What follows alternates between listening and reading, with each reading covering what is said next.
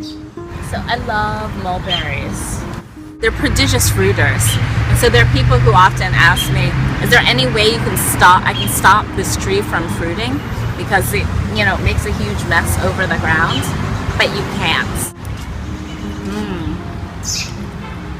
They have a delicious, sort of benign sweetness to them.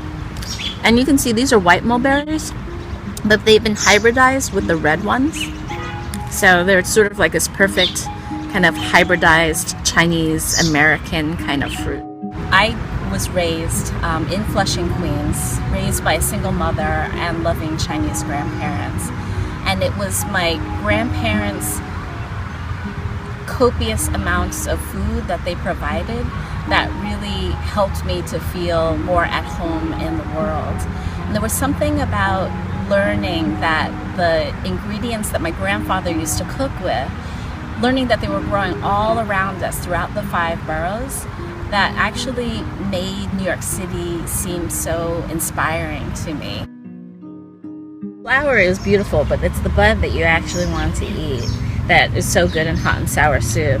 You can find them in Chinese supermarkets. Foraging has been in the media limelight a lot recently because of the chefs who are either foraging themselves or hiring foragers to provide foraged wild items on their menus. And I think that's great, but it's not really a true accurate portrait of who the foragers are in this country.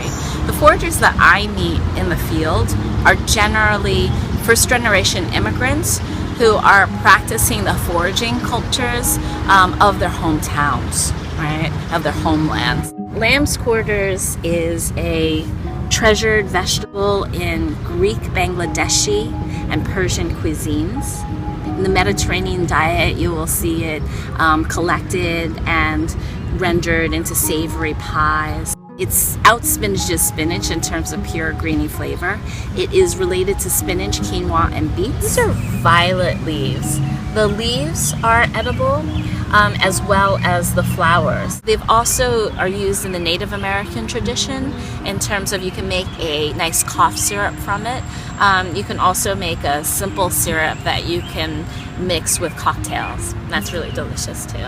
So for many years, my mother and I carried the wound of my father's walking out with us.